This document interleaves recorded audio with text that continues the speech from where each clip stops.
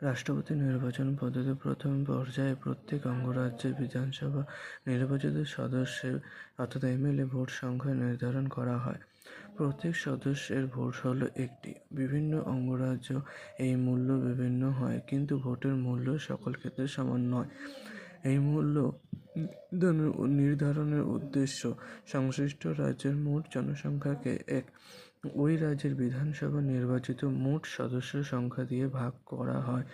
এর ভাগফলকে আবার 1000 দিয়ে ভাগ করা হয়।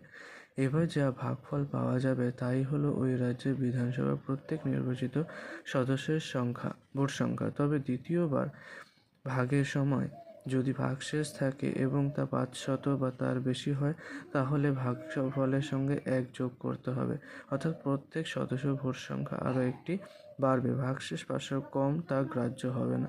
অর্থাৎ বিধানসভায় একজন নির্বাচিত সদস্যের ভোটের মূল্য